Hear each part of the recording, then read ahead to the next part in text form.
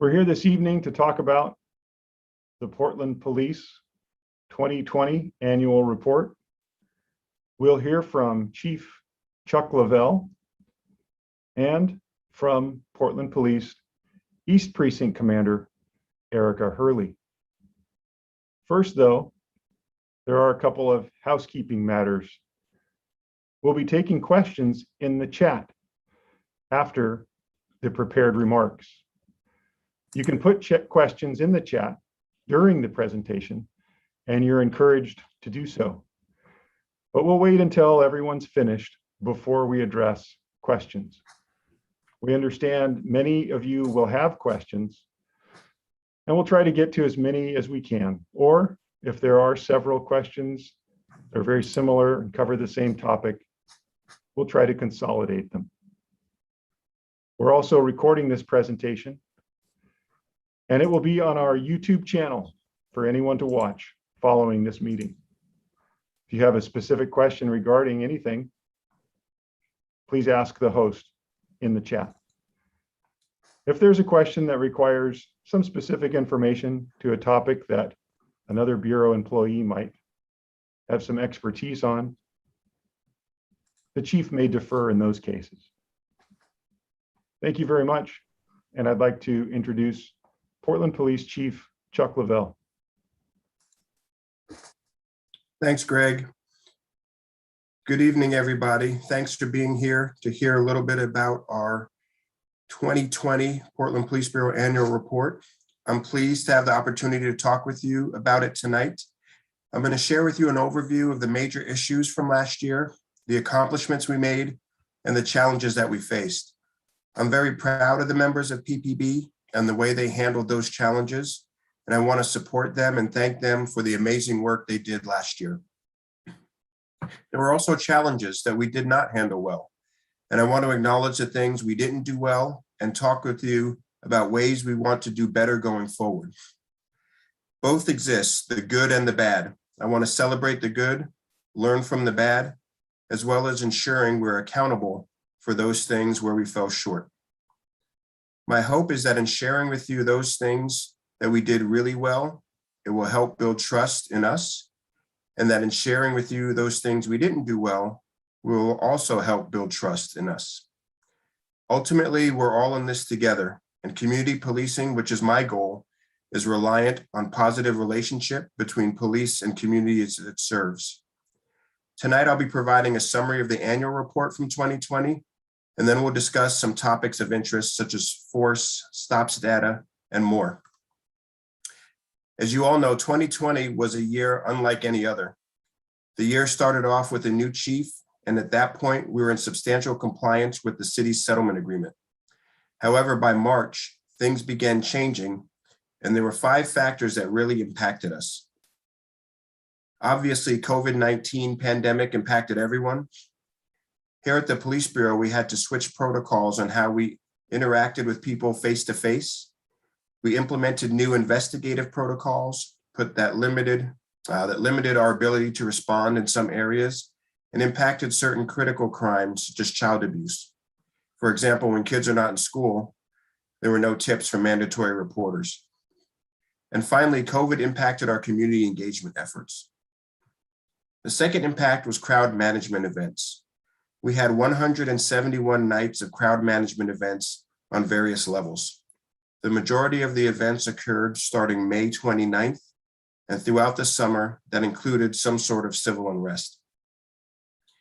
PPB had a $28 million budget cut in fiscal year 2021, and that impacted us in a number of ways. As we know, it was an election year, which meant heightened tensions between various political factions who either threatened each other or engaged in physical confrontations. Our critical staffing shortage remains our biggest challenge.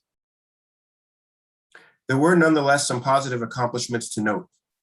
Early on, we were really concerned that if a high number of our employees contracted COVID-19, we would be even more challenged to respond to 911 calls. I'm really proud of the work we did to address this.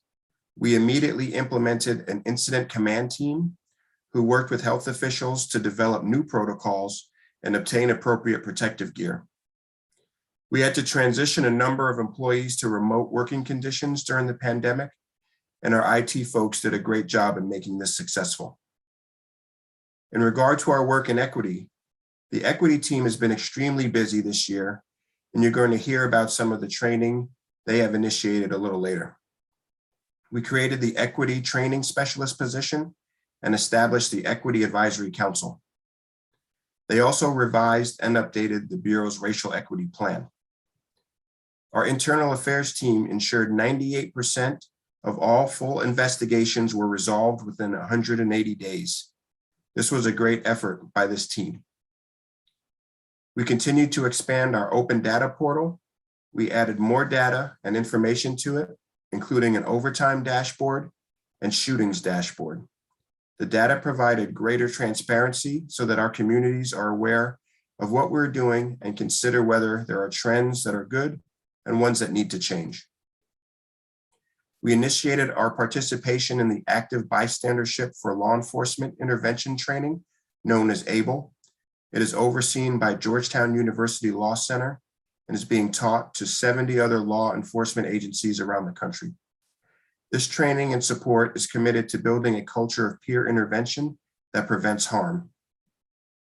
We focused on wellness of our employees, working to support their mental, emotional, and physical health. We expanded our internal website, formed a new wellness committee, and conducted a restoration project designed to help our employees reintegrate back into the workplace, especially those who work crowd control events for several months.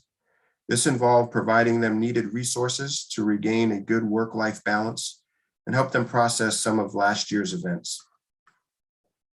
When I became chief, I implemented an Office of Community Engagement. That office consisted of a captain, a lieutenant, a sergeant, and 5 officers. It was a bilingual and diverse group of sworn personnel. They participated in our advisory councils, partnered with Sunshine to distribute more than 5,000 food boxes, and attended as many community engagement events as they could during the pandemic. They also responded to meeting requests from the Office of Youth Violence Prevention, trying to mitigate gun violence. While we were unable to sustain it due to our staffing shortage, I'm proud of the community policing work they did in 2020. New advisory councils were created last year. The community-led Latino Advisory Council was formed, and the Bureau created the Equity Advisory Council and the Coalition of Advisory Groups. The mission of the Equity Advisory Council is to support all equity efforts within Portland Police Bureau through championing community voice and holding the Bureau accountable to its equity goals and its commitments. The mission of the Coalition of Advisory Groups is to strengthen understanding and collaboration among all of the recognized police advisory groups in order to enhance their ability to act as an avenue for collective community input. Lastly, we look for new ways to communicate to more communities, especially in terms of public safety and COVID messaging. We used our Spanish Twitter regularly, expanded our safe harbor languages during the days around the election. While we had many accomplishments for which I'm very proud of the employees of the Bureau, we also faced some challenges. Some of them we handled well, and others we did not. And we need to change those we didn't handle well. As discussed, crowd control events played a major role in what we responded to last year. Portland drew national attention in 2020, especially in the summer, with a sustained amount of crowd events. Portland police made mistakes in some instances. We need to make improvements. In some cases, Bureau employees used force against people who were passively resisting, not displaying active aggression. A judge issued a restraining order regarding our use of force, and an officer's use of force violated that order, and the city was found in contempt. Our job as leaders is to ensure our employees have the proper tools, training, and resources to do what we ask them to do. Last year, the shifting landscape created an environment where we had to remain fluid. We needed to frequently adjust our decision-making around deployment of personnel, crowd control munitions, and other force and crowd environments. Sometimes there was confusion, miscommunication, or not enough communication. Related to the restraining order violation, there were sustained allegations against Police Bureau employees violating directives during crowd control. Violation of Bureau directives and laws damaged trust. Ongoing crowd control events also impacted victims of crimes who called 911 for police to respond. Each night we had to call on our patrol officers to form mobile field forces, taking them away from their duties responding to 911 calls. It also impacted our officers. Many officers were injured, threatened, and doxxed. At the change of shifts, groups gathered at the precincts and officers had to be escorted in and out of work. Our rapid response team eventually resigned this year, and we have had more officers resign than any other time in modern history. This impacts our ability to provide timely response, and we pulled people from other work to assign them to patrol. The nightly crowd management events place unforeseen and unexpected challenges on many systems in PPB, to include documentation, review, and analysis of force events. Each application of force requires a report that must be reviewed by supervisors and analysts. As you know, there were thousands of uses of force, and each use of force is supposed to be reviewed and analyzed. Many of the force reviews did not occur within the 72-hour timeline that is required. There were other reviews where supervisors did not do a thorough analysis of the use of force. This eventually took us out of substantial compliance with the city's settlement agreement. Now I want to discuss our critical staffing shortage because it affects so much of what we do. We currently have 803 total sworn members out of an authorized 916. By the end of this month, that number will be in the 700s. This leaves us with 543 officers, of which a number are in training. We have 363 patrol officers working 3 precincts 24/7. We've had 145 sworn members leave in the last year. Our upcoming challenge is retention. Next year, 84 sworn employees are eligible to retire. We say staffing shortage, but what does that impact? It impacts our response times. There are many critical incidents such as shootings or homicides where we need many officers to go to the scene. The rise in gun violence means more officers are responding to these. That can affect response times to other crimes. Our aggravated assaults continue to rise. Property crime increased in 2020. In 2020, Portland experienced a dramatic increase in gun violence and homicides. It's important to note that 58 people died in traffic crashes on Portland streets in 2020. Our staffing shortage also affects response times because we have to take officers from other precincts sometimes to respond to calls for service. If we have an officer coming from North Precinct to respond to a call in downtown, there's travel time. Not enough staffing impacts our proactive policing. We're limited in doing missions to try to focus on prolific thieves, drug houses, chronic livability issues, and more that the community members say they want. We see a wealth of experience going out the door to other agencies.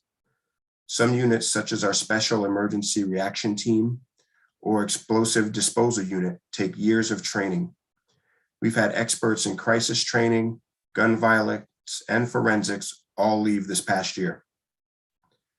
One of the most important elements in police work is having supervisors with experience to make critical decisions. We're losing that institutional knowledge that makes great supervisors. Staffing impacts investigations as well. We've tried our best to shore up some of our detective division by adding officers, which impacts patrol. But with record numbers of shootings and dramatic increase in homicides, we've needed to add personnel. However, with all of these person crimes, the emphasis remains on those, and that leaves property crimes with few detectives. We don't talk much about this, but low staffing impacts the psyche of officers. Our patrol officers are going call to call to call. They're constantly interacting with people in crisis. Our newer officers don't have any experience going to community meetings, walking around talking to folks not in crisis, or visiting with an advisory committee or neighborhood meeting. Our new officers are seeing a very one-dimensional part of police work. This also affects our budget. We use overtime to make minimum staffing if we can in the precincts daily. In order to try to minimize that, we were forced to disband units and take personnel from community engagement, public information, narcotics, traffic, and canine. There were no longer anywhere to pull officers from. We have no deep bench anymore. And more importantly, staffing dramatically affects our ability to engage in effective community policing. As I've been saying since taking this job, building trust is a top priority for this organization. That requires relationships, and relationships take time to cultivate. Without proper staffing, our officers simply don't have the time necessary to foster those vital relationships. Let's discuss training next. Training is a critical part of our learning. COVID-19 forced a lot of training cancellations in 2020. We did the best we could with online training, but employees could not attend scenario-based training, which allows officers to practice what they learn. We're now rolling out active bystandership for law enforcement training, as we discussed, but we'll also have our upcoming crowd control training, where we're going to clarify all the directives, laws, and temporary restraining orders so every sworn employee is on the same page. In this training, we'll be talking about ways we can be better in areas and areas the bureaus can improve in regards to how it responds to crowd control and how we track our uses of force. Training is woven into everything we do. Our officers are trained in implicit bias and procedural justice. I created a new position for an equity coordinator in the training division to ensure that all of our training is carefully evaluated through an equity lens. We've also trained all of our command staff on an equity lens tool, as we recognize that a focus on equity is important in every aspect of the work we do. Our equity team is doing a great job rolling out additional monthly training as well. Next, I want to talk with you about specific aspects of policing that are issues that the community is highly interested in learning about. Force. Force is an area that has a huge impact on our relationship with the community.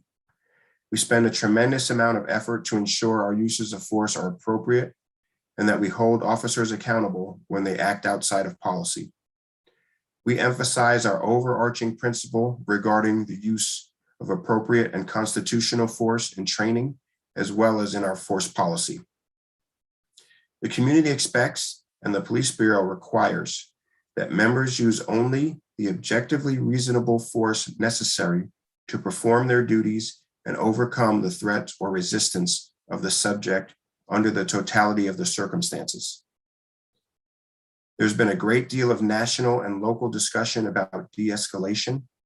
Our force policy has required de-escalation for years now. Rules about de-escalation are the very first section in our policy. This was done quite intentionally, as de-escalation is critical and must be a priority in force situations. There was obviously a large amount of force used over the course of the crowd management events in 2020.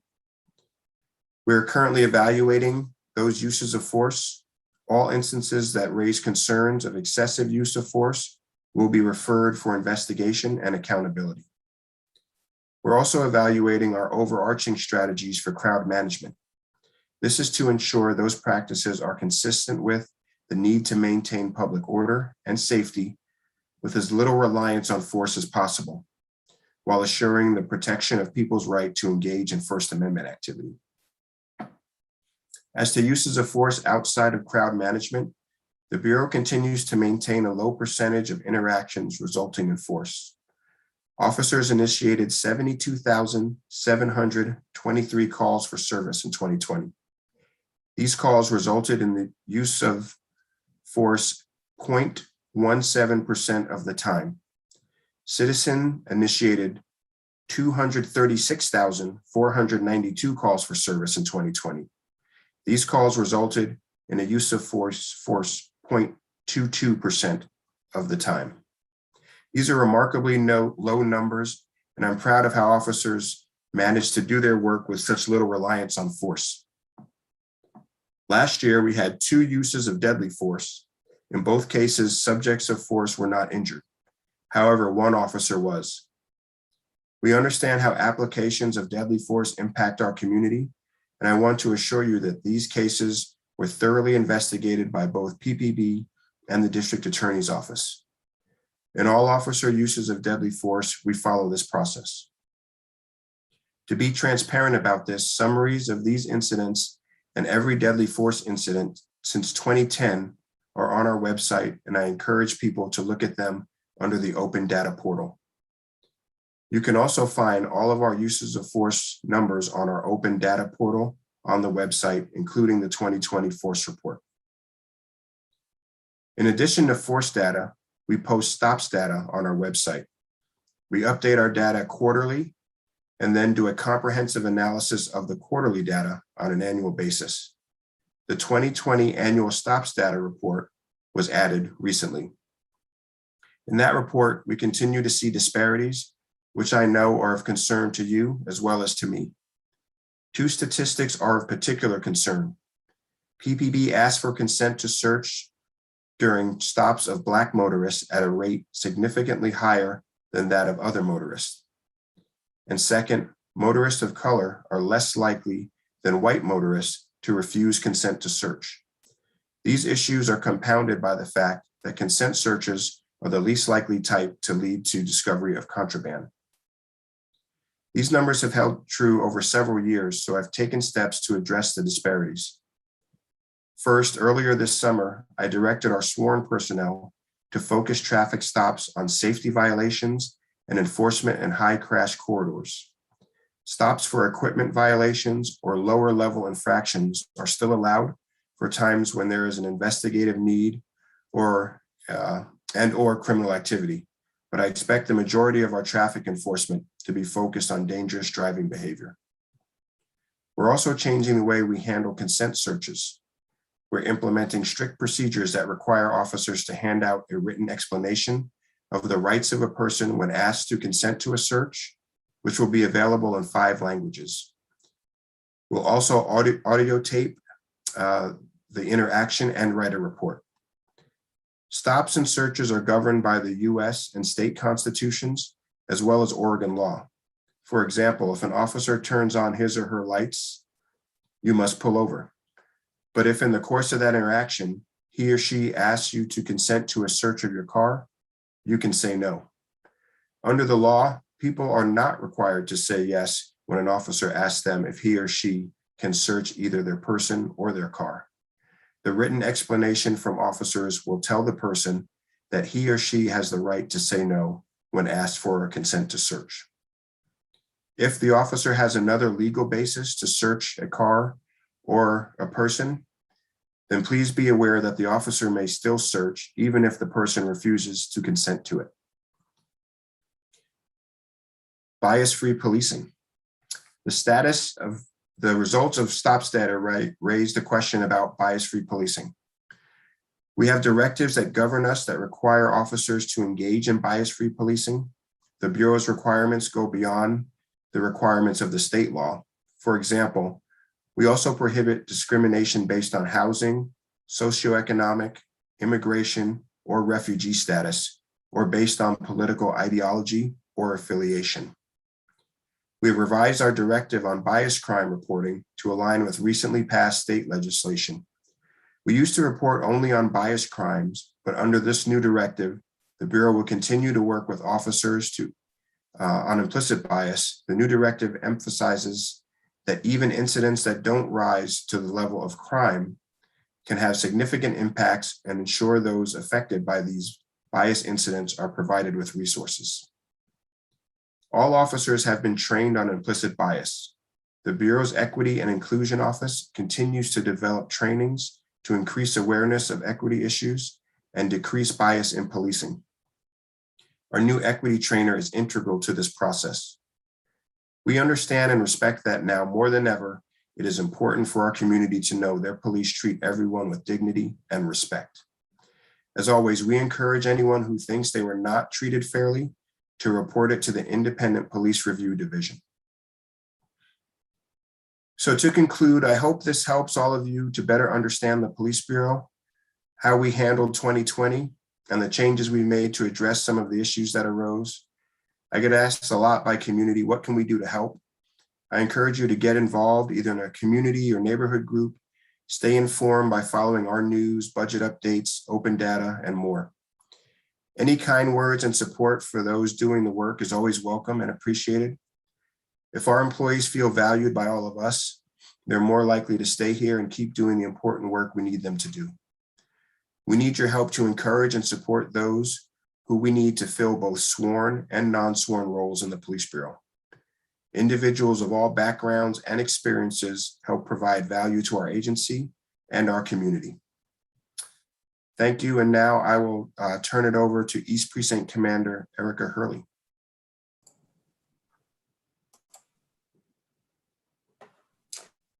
Thank you, Chief. Hello, my name is Erica Hurley, and I'm the commander of East Precinct. East Precinct covers 36 square miles and almost 736 street miles.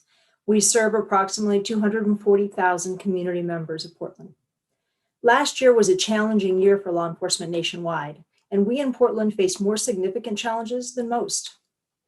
And I want to start by saying thank you to all the community members who have reached out and supported the officers at East Precinct. They feel your support, and it does make a difference. The officers of East Precinct and the Portland Police Bureau show up every day to serve the community. And based on the outreach from East community, they're doing an outstanding job. Tonight, I'm going to cover a few of the successes and the challenges from our annual report. Livability issues. Two of the most frequent complaints I hear from the East Portland community is livability issues and traffic concerns. In 2020, we started the year with a fully staffed neighborhood response team. This included 6 officers and a sergeant who worked full-time to build relationships with the East community. The neighborhood response team has been a strong force committed to neighborhood livability issues. And those officers and sergeants have long-standing relationships with the community and with the city bureaus to work long-term investigations and to partner with HUCRP and one point of contact in regards to our houseless community, the concerns, and the illegal camping. From January to May of 2020, they made 97 arrests, recovered 13 firearms, took 1,341 grams of narcotics off the street, abated multiple camps, recovered stolen vehicles, and resolved 8 drug houses. This work was not able to continue when it was dissolved later in the year due to low staffing. Some of the challenges that the chief already talked about and we'll cover specific for East Precinct is our staffing concerns. It is a bureau-wide issue, and this is how it has affected East. In 2017, we had 130 officers that were assigned to work patrol in East Precinct alone. And in 2020, at one point, our numbers dipped below 90 sworn officers to cover the same geographical area. Although the numbers of officers have steadily decreased, the population of East Portland has continued to grow. In late May of 2020, when the nightly riots began in Portland, our staffing numbers in the precincts were even more impacted. Our RT officers were mobilized full-time, mobile field forces were designated on all shifts, and they were deployed almost daily. For your information, a designated mobile field force means 11 officers and 1 sergeant is taken from the precinct and sent to help wherever the riots were occurring on that night. At times, this meant that the entire precinct went downtown. East Precinct was also targeted by the rioters, set on fire twice, and vandalized multiple times. We boarded up the precinct and had to take officers off the street to protect our building and to help protect the Kelly building at 47th and East Burnside. This took these officers away from responding to 911 calls in East Portland. Many community members do not understand what I'm talking about when we quote minimum staffing numbers. So to give you an example, East Portland or East Precinct between 0200 hours, that's 2 a.m., and 0700 hours, 7 a.m. when day shift comes, we have 12 officers to answer all 911 calls in the entire precinct. If we have 1 or 2 large calls like shootings, fatal traffic crashes, or a homicide, all of East officers are tied up and we have to ask North and Central officers to come and help us out. One of the other challenges that we've seen is the gun violence. Shooting, homicides, and gun violence has drastically impacted our patrol response in East. In the first 6 months of 2020, East Precinct responded to 139 shootings with 31 people injured. We recovered 629 casings and had 3 firearm-related homicides during that time. In the last half of 2020, that number jumped to 299 shootings with 87 shooting victims, 1,660 casings were recovered, and we had 16 firearm-related homicides. In all of 2020, that was 438 shootings, 118 victims, and 2,289 casings recovered with 19 firearm-related homicides. For comparison, in 2019, we only had 182 shootings, 49 persons injured, and 711 recovered casings, with 10 firearm-related homicides. These are only the shootings that occur within the boundaries of East Precinct. We saw an exponential increase in gun violence with the disbanding of GVRT on July 1st, 2020. And from a patrol's perspective, we no longer had officers specially trained to handle these calls, and our street officers had to add them to the large number of 911 calls that they were already responding to. Shooting scenes are dynamic and often very emotional. They require a large police presence, all available resources in East Precinct, and many times additional officers from North and Central. If we have two such shootings occurring simultaneously, we struggle to provide any service other than the shooting response. The increase in shootings and homicides has deeply impacted our call response times. At times during 2020, it has been difficult to meet minimum staffing requirements.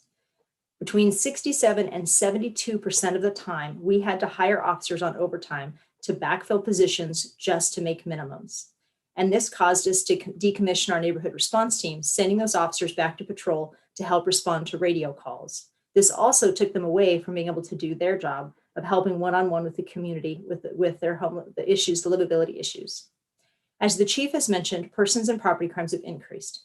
Violent crime has increased. It is important to understand how calls are prioritized. Violent crimes require an increased police response. In other words, multiple officers to respond to the event. This impacts call response times to calls that are lower priority because more officers are already tied up on the higher priority calls and the lower calls must wait. This impacts our ability to work on livability issues or develop missions like walking beats or community engagement opportunities. In 2020, we responded to more high priority calls than we did in 2019. And in 2020, this has continued to increase. Officers were tied up on high priority calls and mobile field forces assigned to the civil disturbances downtown, guarding the precincts, or the shooting scenes, as we have previously discussed. Our response time to high priority calls increased from 8.6 minutes to 11.6 minutes from 2019 to 2020 in East Precinct. Medium priority call response times increased from 18.2 minutes to 30.1, and low priority calls went from 48.5 minutes to 66.3 minutes. Based on staffing, we're already seeing an additional increase in response time in 2021. Finally, we'll discuss the force in East Precinct specifically. Bureau-wide overall force cases decreased by 20% last year, as the chief discussed. In East Precinct, there were 256 force events. 55% of those events were for what we call control against resistance or resisted handcuffing. Excuse me. Control against resistance refers to a member's use of physical contact to restrain a struggling individual. Many times we use big terms like this that the public does not truly understand. So to give you an example, a control against resistance is like holding a person in mental health crisis on the ambulance gurney so that they can be transported to a hospital. The other was resistive handcuffing. And resistive handcuffing is handcuffing that occurs while a subject is resisting. This includes a person tensing up or any resistance that requires a member to push the subject's hands together for handcuffing. And as I explained, this was 55% of the force events that we did in East Precinct. Of the 256 force events, 87 persons were armed when the force was used, and 44 persons were in mental health crisis. 163 officers were involved in force events within East Precinct in 2020. These are only the force events that took place in East Precinct, separate from the civil disturbances downtown. East Precinct responded to over 87,000 calls for service last year, while only 256 of them resulted in a force event. The Portland Police Bureau has some of the best trained, most ethical, and professional officers of any agency in the nation. I am incredibly proud of the men and women assigned to all of the Police Bureau, and specifically East Precinct. They were faced with unthinkable hate and abuse in 2020, and I am proud how they handled all of the asks that we and that the community of Portland asked of them. My officers at East Precinct continue to look for and find creative ways to help the community that they have sworn to serve. I also thank the community members of East who have reached out to me and to our officers to express your support and help find ways for us to work together to make East Portland safer. Thank you.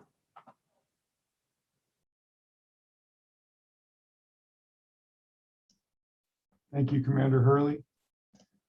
And I want to thank everybody who has added questions into the chat.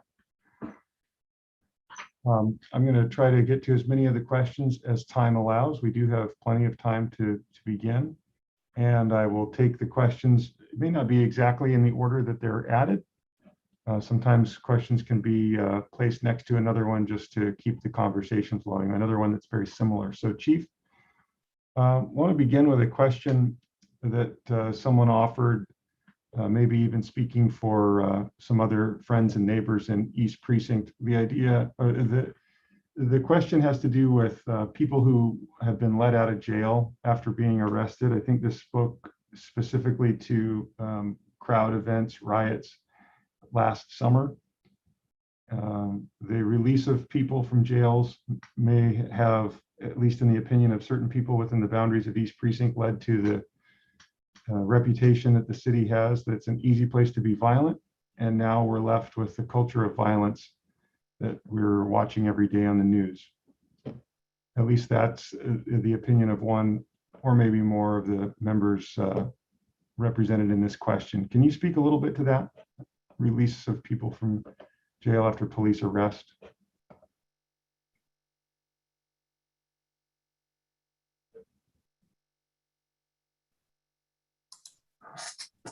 Thanks, Greg. You know, last year was really difficult, not just for the police bureau, but also for the other partners in the criminal justice system. Courts were not functioning as they typically would in a non-pandemic environment, and the jail was going through COVID protocols where they were only taking and admitting certain offenses.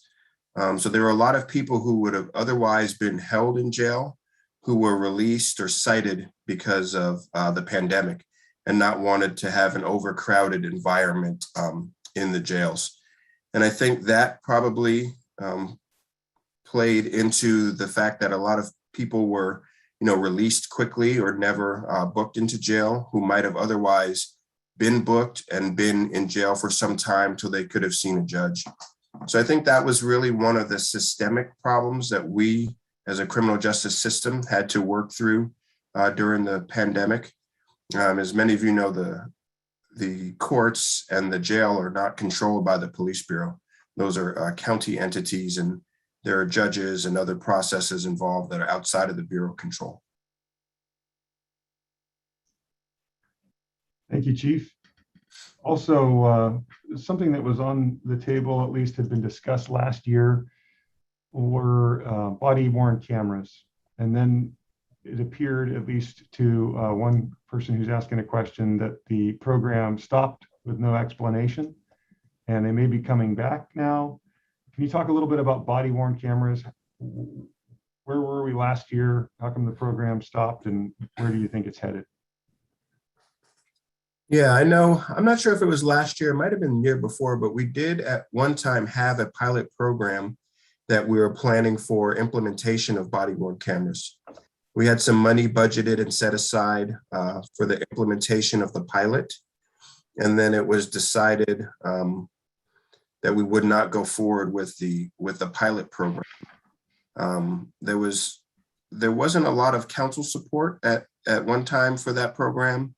There were some real questions about how much it would cost ultimately beyond the pilot program as well. And the pilot was halted and never implemented. But I will tell you, more recently, that discussion has gotten new life.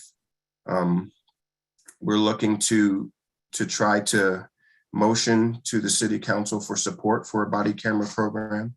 Part of our settlement agreement with the Department of Justice, the city's had some conversations with Department of Justice around implementing body cameras.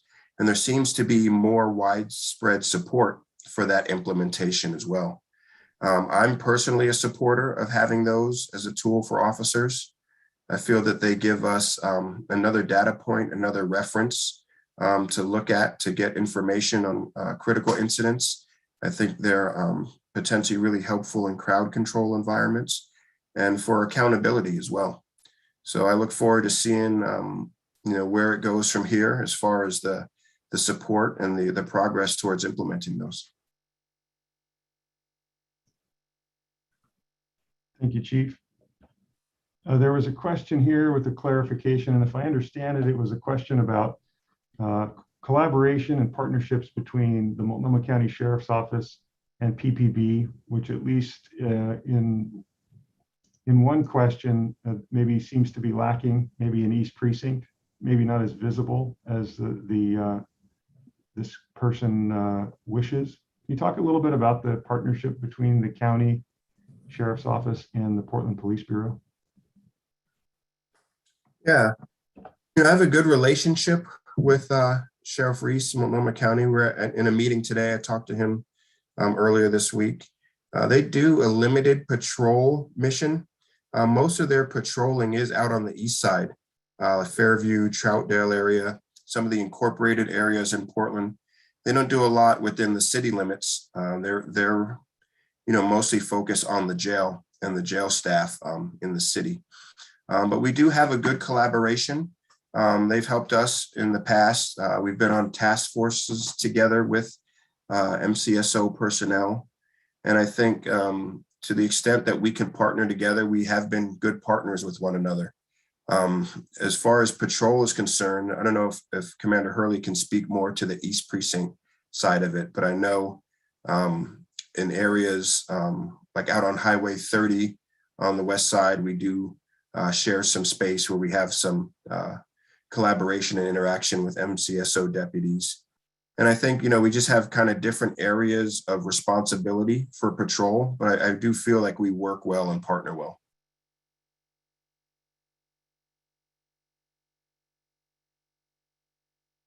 Yeah, I think you have to unmute her.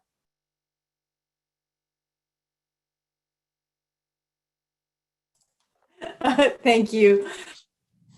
So Chief, you asked about Multnomah County and us, and we actually do work with Multnomah County out on the east side, probably more so than the other precincts do, in that they are out. There are more of them out there, as they have Fairview and some of those smaller agencies or cities actually contract with MCSO, and so we actually see them more covering us probably than the other precincts do.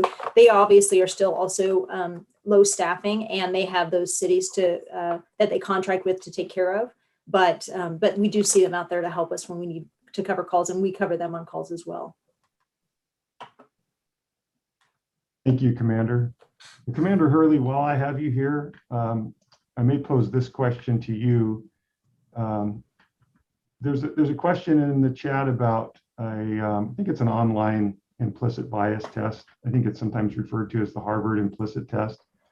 The question was, did officers take that test? And do you have any comments about that?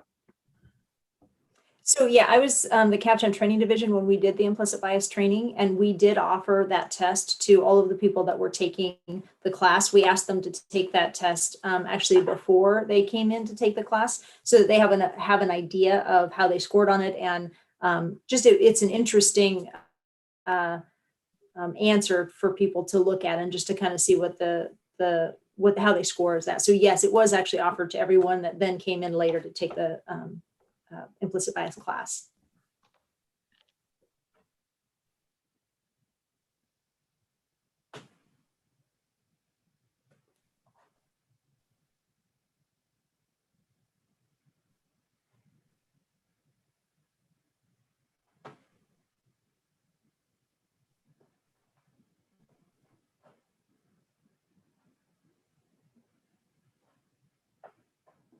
Sorry about that. I did not unmute myself. Following up, Commander Hurley and possibly Chief Lavelle as well, any idea about the effectiveness so far within the Bureau of implicit bias training that's been offered? Have there been any statistics collected? I'm not sure exactly what those would be, but Commander and then Chief, can you talk a little bit about the training that was offered Bureau-wide and how we think we're doing there? Yeah, so we gave the training within the police bureau, and then we did several things. So one of the things is that there's a test given at the end of the training for those classes to make sure that they have retained the knowledge and the information that we gave them during the class. And then we specifically worked it into the scenario-based training, so that we made sure that they thought about those kinds of things, that it was something that was reflective from them when we did the debriefs and did some of the actual hands-on scenario-based training. So I don't know that we have statistics because it's really hard to capture that, other than obviously everybody passed the test and everybody was able to debrief it and deal with it within the scenarios acceptably. But I don't know that we have data in the sense of percentiles and stuff, because that would be really hard to capture. We do use the Kirkpatrick model for evaluating our training in the training division. And that does help us know that what we are given, the classes that we are given are actually retained. The information is retained by our officers. It helps us with the survey at the end. It helps us with the questions that we do for the testing and those kinds of things. And the Kirkpatrick model is a very well-known and highly rated way of determining whether adults do training or do understand and listen to and learn from the training. Thank you, Commander. I would say this about our, equity training in the global sense, be it, our Equity 101, the implicit bias, or the procedural justice. I think it's all designed to prepare officers to go out and give the best unbiased service to the community as possible. I was one of the trainers when we rolled out the Equity 101 training. I was a sergeant at the time, and we partner with a community member to deliver that training to all sworn officers. And an interesting part of it was we talked a lot about Portland's history. I think some of us take it for granted or don't really think about it much, but we hire people from all over the US and even some people from other countries and people from Portland who don't necessarily know a lot of Portland history. And I know looking back on my career, there have been instances where I went on calls when I first came here, and I would encounter hostility or, some reaction from people, and I wouldn't know where it was coming from. And then later, I would talk to other officers who'd been around a while, and they'd say, "Oh, you didn't know about this incident or this that happened here years ago." And I had to get educated kind of as I went along. And I really wish I would have known more about the history of Portland, the history of some of the interactions between, Portland police and the community, and even some tragic incidents, the burger bar and the smoke 'em, don't choke 'em, and the things that happened here to prepare me to go out and interact with the community. And I think really when I think of our equity training and our training in general, I really think it should be kind of a stair-step approach where building blocks upon, you start out small with, talking about equity, build on, implicit bias and procedural justice and the next steps and kind of grow it throughout your career. And I think that's really the approach for equity and for a lot of other trainings. It's not, one-off training session. It really should be about learning and growth over time. Thanks, Chief. You mentioned equity a couple of times just then. You established a new equity office. What's your sense of the impact of that office so far? Again, there's a request for statistics. I'm not sure that we have a statistic to measure that. However, can you talk a little bit about the work of the equity office? And then I have a follow-up there. Sure. We have a great equity manager, Marlon Marion, and one of the things I did when I took over as chief, I brought him up to be a direct report to me. And I felt like it was important for him to have kind of an overarching, wider purview over some of the things that were happening in the organization. And I felt that that was the best way to accomplish that. He now attends meetings that I'm in regularly, meetings with other assistant chiefs, the training divisions. Right now, this week, they're doing their equity retreat and wrapping up work on the racial equity plan. And I think, as far as quantifying with statistics, I think it's very difficult to do that. Some of that work is really hard to quantify in terms of numbers. But I think, like I referred to before, it's really about building upon principles and information and essentially trying to create a culture where equity is part of the work that we do. And I think having the equity office in place, direct report to the chief's office, and also having an equity trainer at the training division is hugely important. So much of the training we do is around different police stuff, tactics, driving, defensive tactics, what have you. But I think wherever we can incorporate an equity lens and think about equity and try our best to weave it in to the things we're teaching officers, I think that's what we need to do. And having the trainer actually at the training division is a big step in that direction. Thank you. There's a couple questions about staffing and hiring, so I wanted to offer you those. Can you talk about your sense of the composition? And I think what's meant there is the demographic of the police bureau, the members of the employees of the police bureau. And then what steps is the bureau taking? The question was specifically about hiring more Spanish-speaking officers, and maybe you can use that as an opportunity to talk about other languages that officers and police bureau employees speak. Yeah, we want to be an open and a really inviting place for people to work. We want to have people that represent, what we see as far as demographics in the community. We want people that come to this work with a servant's heart and want to be public servants here in the city of Portland. We go out and try to invite people from different demographics, and to the extent that we can focus on people of color, women, all types of different races, religions. We try to really be all encompassing in our desire to have people come here and want to join the organization. There's some things we do keep demographics on. There's some things that are hard to, because we don't ask questions up front typically. And I get this question a lot in terms of the LGBTQ plus and our recruiting efforts around that demographic. And it's difficult because that's not a question we ask typically on the front end, or we can really find out about. But I think for us, we want people that speak different languages. One of the things I think would be really great at the training division is to offer language classes, maybe in partnership with some of our advisory councils, maybe have just kind of a block on, conversational Spanish, Russian, Chinese. And we have people who we are connected with through our advisory council and our neighborhood connections and relationships who I think would be happy to come in and help us in those endeavors. And I think, to the extent that we have people who decide they want to have, a career that goes in a certain direction, be it a detective, be it a longtime East Precinct officer, and maybe you have a big Slavic community in your district or the area you work, we should support them by having those kind of classes and build in ways where they can connect best with that community, or pursue training opportunities in the direction they want to go, be it forensics, be it detectives, things of that nature. But we are definitely interested in hiring. We unfortunately had to cut some of our background investigators because of budget cuts, and we knew we didn't have the funds to hire last year. So we reduced our recruiting staff and our personnel staff as far as background investigators. But now we're really looking to bring on folks to fill some of our vacancies.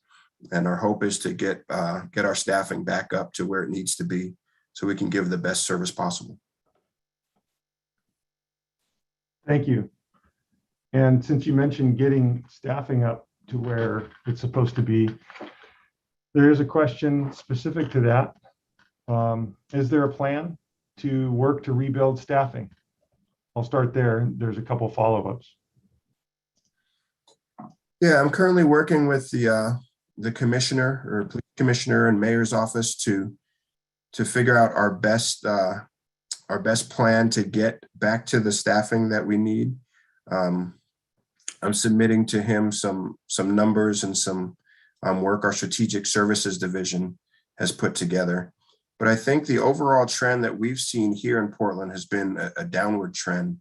There's years where the city's experienced some really large growth and good years financially too, where the police bureau has taken cuts. When I first started this job, we had 5 police precincts. Today we have 3. We're over, I think we're about 1,050 sworn when I first started working here. And now we're down to 916. And there's probably 250,000 more people in the city than there was 20 years ago. So it's definitely a stair-step approach. It's not something that you can do in one flail swoop. I wish we could go out and hire 100 officers and have them out working, in a week or two, but it doesn't work that way. It's a long process. If someone applied today, it's probably about 6 months for them to get through all the hiring process. And then they have to get an academy date. And those academy dates are limited because all the police agencies in the state have to certify their folks through the police academy in Salem. So competition for those seats in the academy is very rigorous. And then they have an 18-month probation after hire that they have to complete as well, where they go through training and work with a coach or field training officer. So it's really about a 2-year process from application to being able to be off probation and working on your own in the city of Portland. So it's definitely something that has a lot of lead time. So it's hard when you get into a big deficit because it takes years to kind of work your way out of it. But I think you have to do it kind of gradually. You have to have goals of, how many people you want to hire every month or quarter or year. And then it's how many people can you actually get into those academy seats. You'll lose some of those people to attrition during training. So having ways to bolster that. And then also having ways to keep people here is important too. Retention is a huge issue. We hired a lot of officers in the 90s to combat a rise in gang violence and drugs in Portland back in the mid 90s. And those officers are now hitting retirement age. We're seeing a lot of them go out the door to retirement. So anything we can do to be creative in terms of retention to keep people here, or maybe bring experienced officers back on a program like Retire, Rehire, or something of that nature is really beneficial in stemming the tide. Thank you, Chief. You anticipated many of the follow-up points in your answer, especially covering the topic of academy classes and space at the academy, the timeline. But speaking of timeline, one of the questions is, how long would it take and how much would it take to rebuild PPB? I think some of that answer depends on what you're asking of PPB in the future.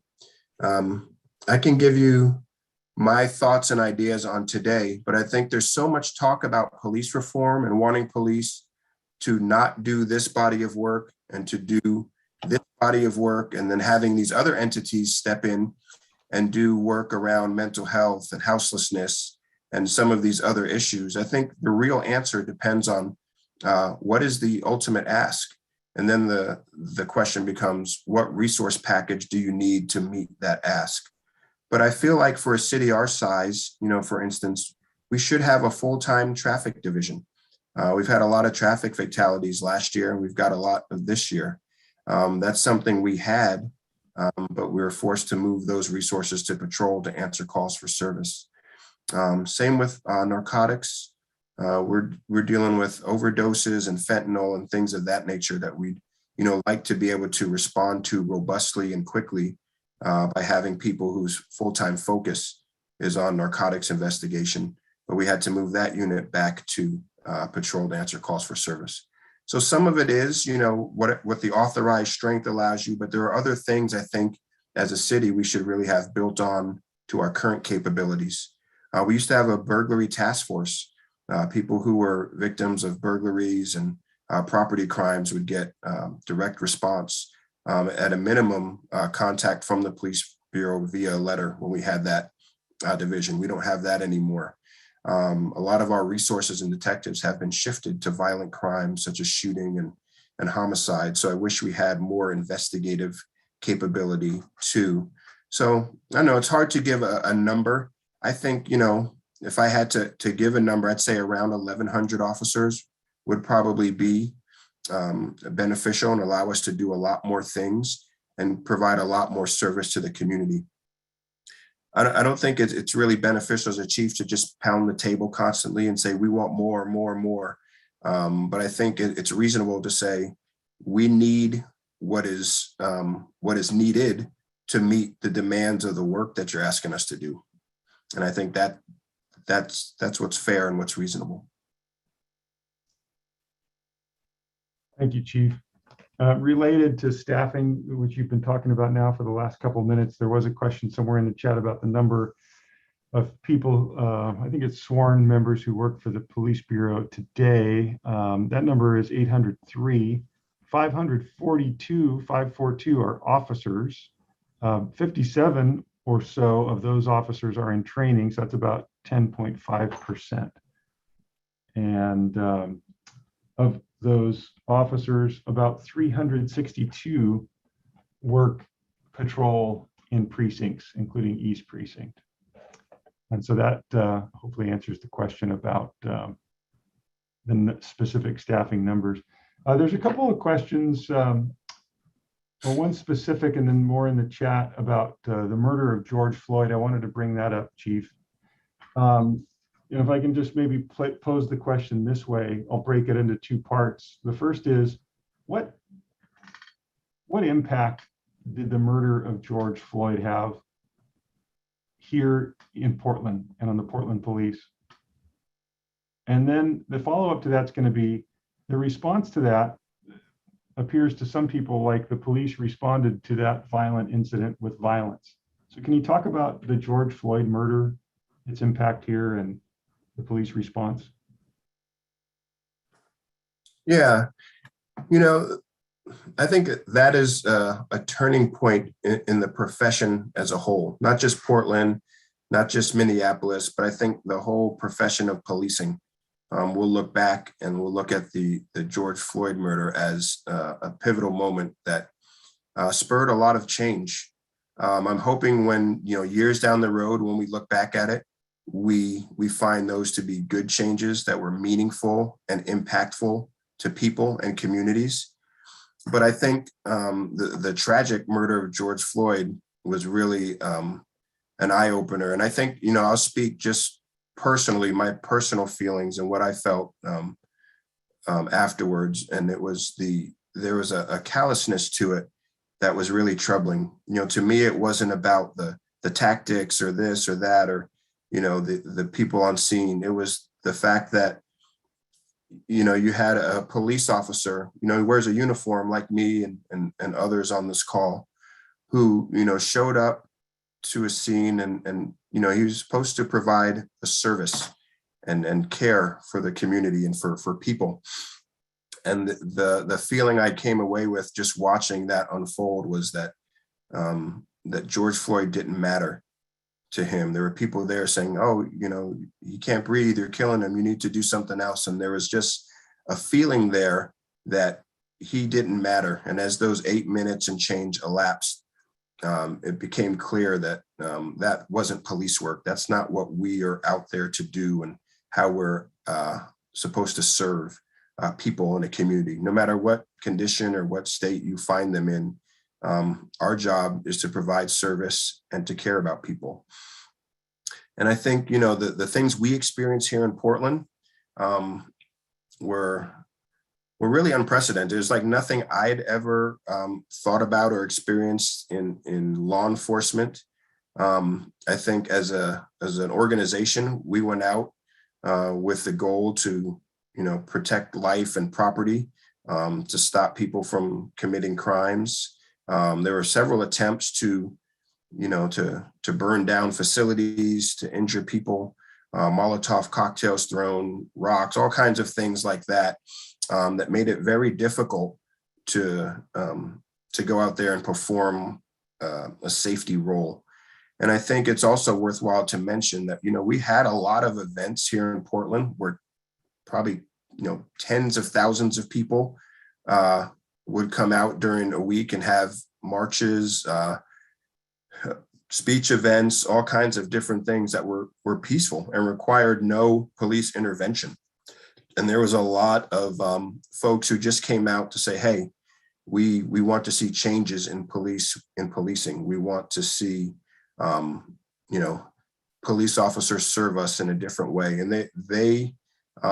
they voiced their message in a real peaceful way that I think is a credit to them. And there were others who I think, took a more violent approach. And that's what we as police officers needed to be there to address to the extent that we could. And I think, it wasn't perfect. I'm the first one to admit that. I don't know if you can have 171 days of sustained crowd control events at different levels and have everything go perfect. I think in the big scheme of things, when you look at all the potential just interactions between people over that time, thousands of people in the streets, sometimes hundreds of officers out for that type of night. So there's probably hundreds of thousands of potential contacts between people. And in the end, we're really, looking at very, very few, a minuscule amount that I think are being questioned, investigated, looked at, or, discipline being doled out for. So I think in the overall context, the Police Bureau did a really good job. And I think, to the extent that we can find ways to improve the things where we didn't do well, the things that we didn't communicate well and execute well, we're working hard to review and make those changes too. Thank you, Chief. I'm going to appeal to whoever might know the answer to this question from the Police Bureau in the meeting. Maybe just type the answer in the chat.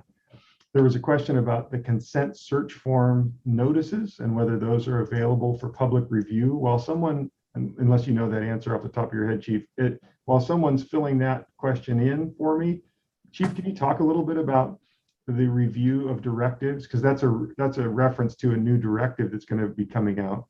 The process by which we review, post new directives for public viewing and so forth and comment. Yeah, I do know the consent forms, they're being translated into 5 different languages.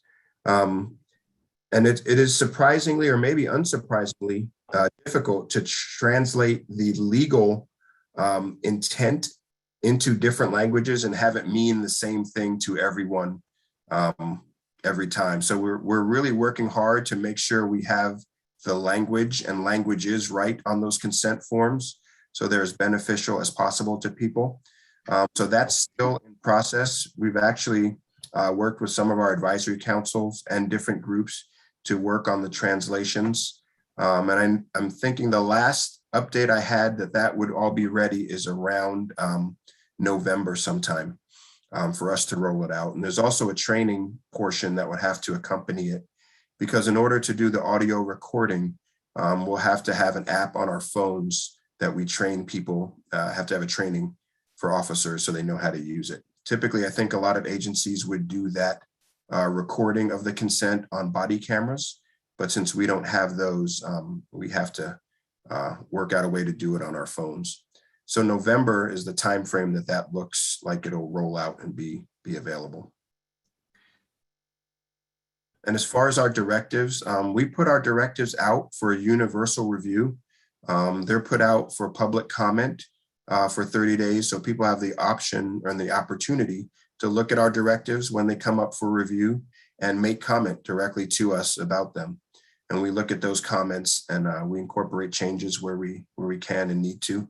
But I think it's a really good opportunity to get community feedback on what the community thinks of certain directives. I think there's been times where things have been changed or tweaked based on that community input. There's sometimes things that we don't think about that, someone brings to our attention. We're like, oh, okay, that's a good thing to incorporate. Or, oh, maybe this particular language or approach to this directive could use some changing. So we welcome that and we appreciate that.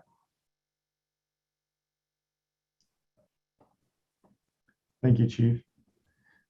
Can you talk a little bit about PS3s? How's that program going? Is there an increase or a plan for increase in public safety support specialists or PS3s? And there was a comment shared that they should be used for traffic control, for example, at scenes where fire is working or laying out hoses, traffic crashes, and so on. What are they up to, and are they going to be increased? Yeah, we do have a plan to increase our PS3s. Those are our public safety support specialists. So they're non-sworn, unarmed employees of the Police Bureau that help us by handling lower level calls that a police officer, an armed sworn police officer might not have to go to. So they're very instrumental in helping us have more free time, handle some calls that would otherwise maybe take time away from a sworn officer who could be taking calls in a district. For instance, if an officer needs to wait for a tow, or there's a bunch of property to be collected or a lower level report that needs to be taken, one of our PS3s can do that. We asked for money in the last budget and received some to bolster our PS3 personnel roster. I think we have a dozen right now, and we're hoping to get up to 24 additional. And then that would give us the ability to have some of those folks work afternoon shift, because currently they're on a day shift schedule. But if we had more, we can then spread them to afternoons and then maybe explore an expanded capability of the types of calls they could take as well. One of the challenges is it's a fairly new program for us, so we don't have a lot of trainers for PS3s right now. So we would have to get more folks able to train the PS3s, and they drive kind of these like small vans, like a little Ford Transit kind of van. They don't drive regular police cars, so we have to actually purchase those vehicles for them to drive and things of that nature. So there's some logistics that go into incorporating them into the precincts and into the patrol functions. But I like the program. I think it's really beneficial. I think it frees up officers to do other stuff. I think they're really great for community engagement. And, for scenes like, traffic control or helping with, things that don't require a sworn armed officer, I think it's a great addition to the police bureau. Thank you, Chief. Somebody asked a question about what they see on TV every day, and I think the extension is and also on the streets every day. There's been coverage over the last week about someone who has been in and out of jail, who punched a citizen and some officers. That particular individual was rearrested by Portland police, just for everyone's information, today, safely arrested and taken to jail downtown. But the question that person's coverage over the last week has got someone thinking about it, and the state of the city as they perceive it has got them thinking about, especially as they put it, older East Portland homeowners who feel like they live in the Wild West. What reason can you give to come downtown, to dine out, to go out, enjoy the city rather than just heading somewhere else out of town? Yeah, I'll say this about the individual. Like I said earlier, we don't control anything really past an arrest. We show up to a scene, we have contact with someone, and we determine, what the best next course of action is. Sometimes that's jail, but after that, we don't control how long someone's held, if they're held, when they're released, how they're released, or things of that nature. I think we do our part, and we hope that we're part of a functioning system, public safety or criminal justice system that does their part and then has other partners that do their part. And I think that's how it's sometimes beneficial to look at all this as an overall public safety system that includes jails and courts and community-based organizations. We mostly show up places and we take people to another place and hope that place does a good job of doing what they do. So I think, when you think of it in that terms, the police have a role on the front end, but a lot of the back end stuff is really beyond our control. And I work downtown, so I see, the core of downtown on a daily basis. But as I travel through other parts of the city and, just the city, think of the city in general, we're creeping up on, 670,000 people that live in the city. And most of them traverse this city safely every day, go out enjoy themselves without incident. To the extent that we see things on the news, I think some of those are highlighted because they're sensational or they're newsworthy stories to the media. But I think if you look at the city and as a whole in the general sense, we have a safe city. Granted, there are challenges downtown. There are some pockets of the city, some on the east side, like the questioner mentioned, that do have challenges, and definitely people who live in those areas or encounter people there do have some concerns. But when I think of the city and the, close to 700,000 people that live here, I think most of them enjoy and traverse the city safely on a daily basis. Thanks, Chief. You mentioned, you talked a lot about people who live in the city just then. There was a question about Portland police officers who live in the city. I believe that the current number of Portland police officers is somewhere who live in the city of Portland is somewhere just below 20% of our sworn members. If you know a different number, please correct me. But what do you think about that? The idea that officers should live here, they're going to work here. I've heard that before, and I think of it when I hear it in terms of, when people say they want officers to live in the city, I think it's really a proxy for we want officers that are connected to this community. And I think that doesn't always have to be living in the city. When I think of people I've worked with throughout my career, some of the most connected people to the communities they worked in and served didn't live in the city. And I know of people that live in the city and maybe aren't as connected to the communities they're working in and serve. So I think really it's incumbent on us as a city and maybe the police bureau as an organization to figure out ways to connect officers to the communities they're working in. I was talking to someone a while back and I said, that to me is kind of like a pastor of a church saying that the person who lives closest to the church is, the best parishioner, or they care about the church more than the person who drives, 30 miles on a Sunday to come to the church. But I think, the real issue is we want officers that are connected to community, that care about community, that want to work with community on problems. It's not about people calling the police into their community to solve a problem. It's about us working together and police being part of that community, working with the community members who know that community intricately to solve problems together. And that's why I think things like a district officer program where officers are incentivized to work in a community for a long period of time, to build relationships, to attend meetings with community, to know the schools in their community, and to work closely with people in the community to make livability and problem solve together. And I think that's really the model that, one, helps us build trust and regain the community trust, but it's also really about community policing and us moving forward together as opposed to, more disconnected.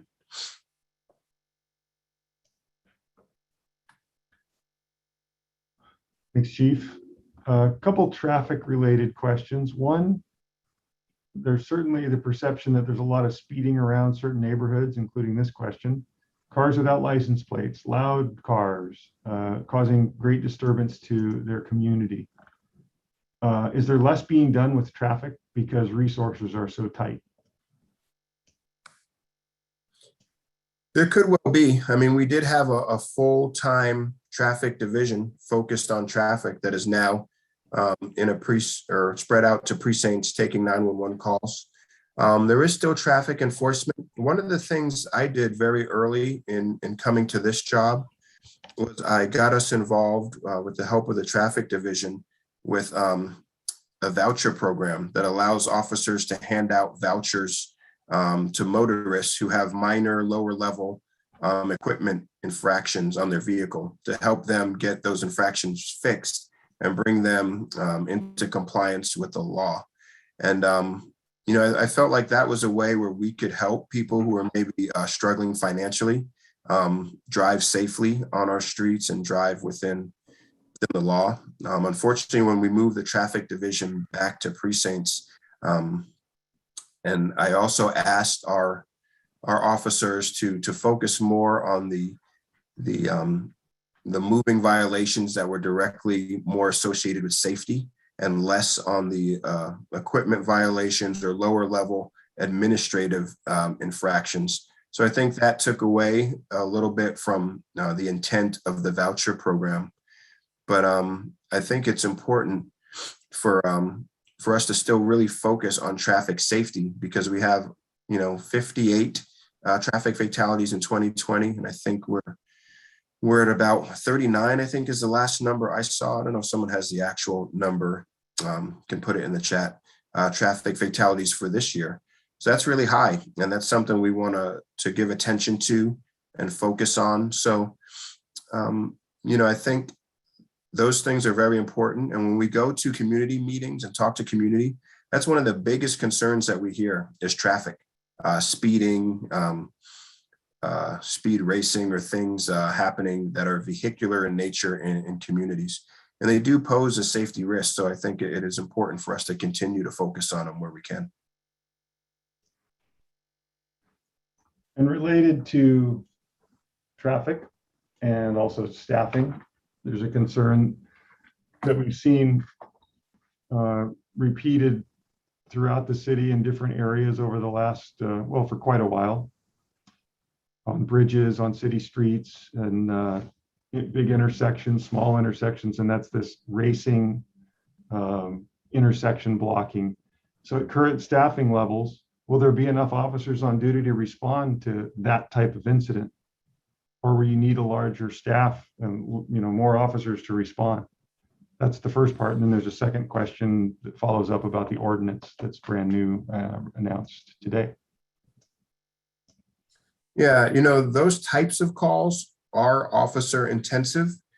We do from time to time have missions where we bring on additional personnel to try to address that. And we go to areas where it has typically happened in the past to try to be a presence and a deterrent to that happening. But when we do get those street takeover type events, it is very difficult, one, to get to them, because typically they will take over an entire intersection and then traffic backs up for a long ways from that intersection.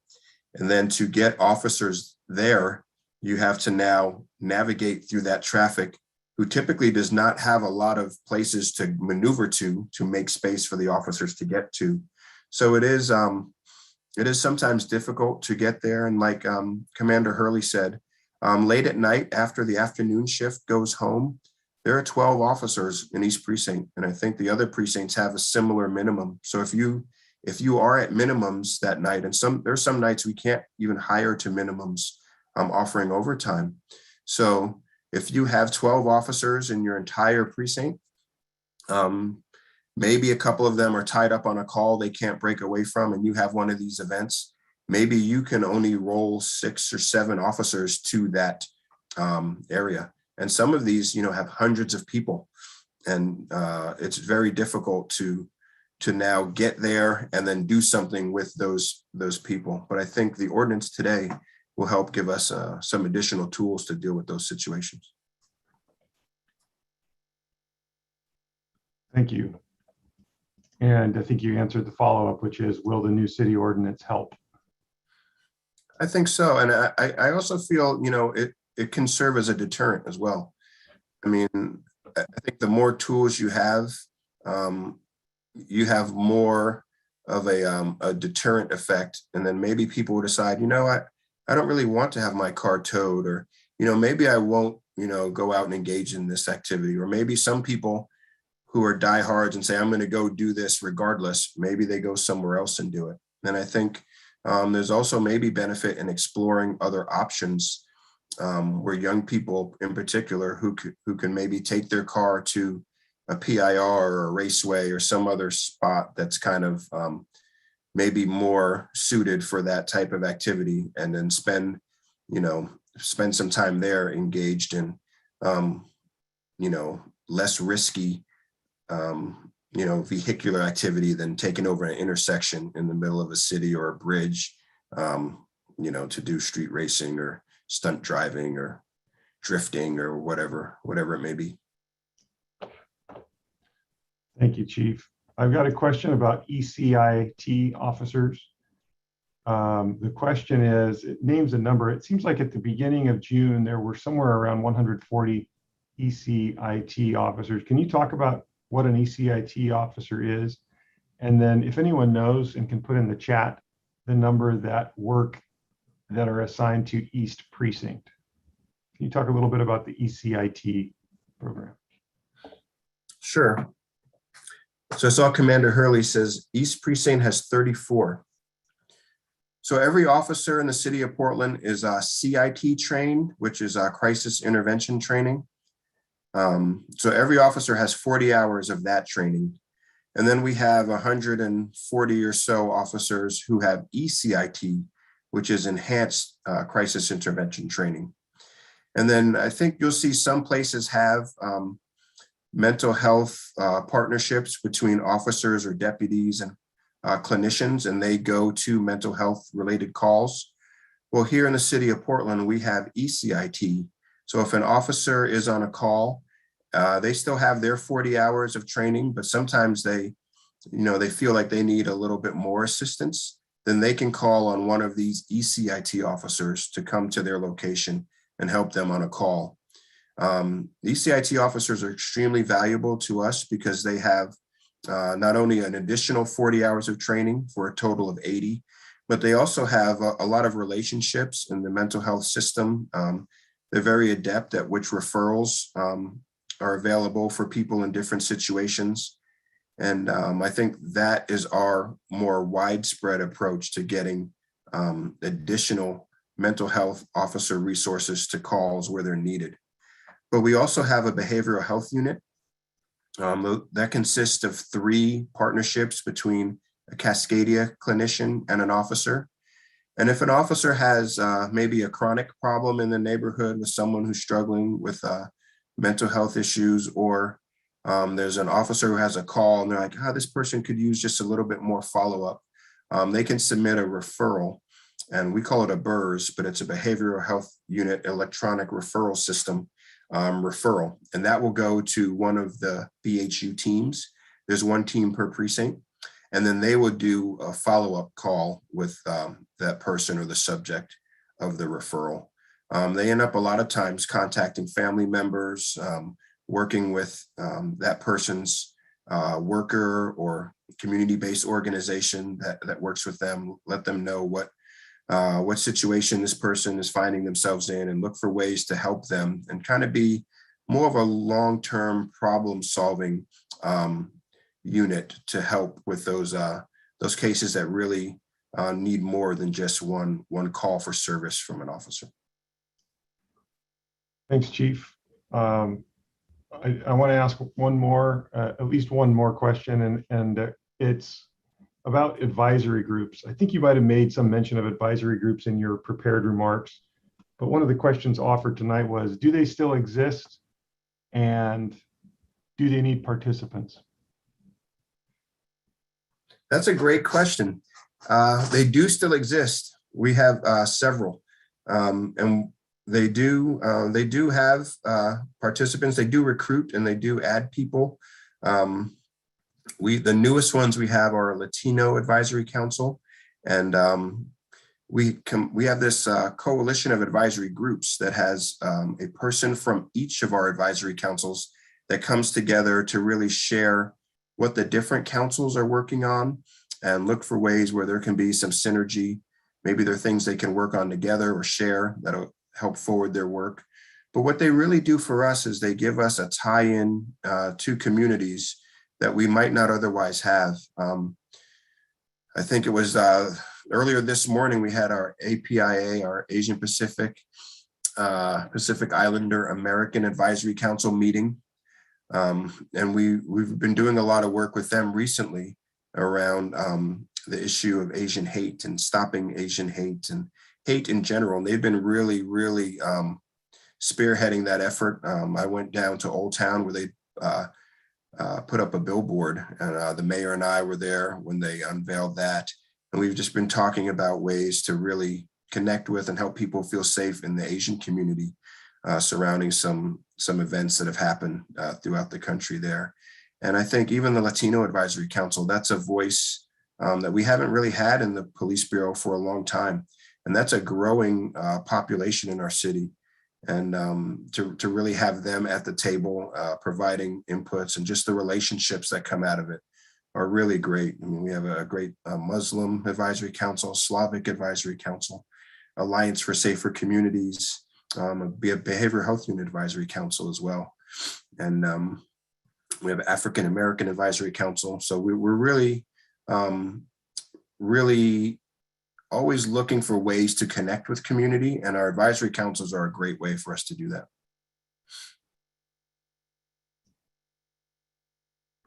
Thank you, Chief. Sure. Thank you to East Precinct Commander Erica Hurley, and to everybody who participated in tonight's meeting. We are just over the allotted time, and I want to be mindful of everyone's time tonight. Thank you very much. Yeah, thank you all for being here tonight.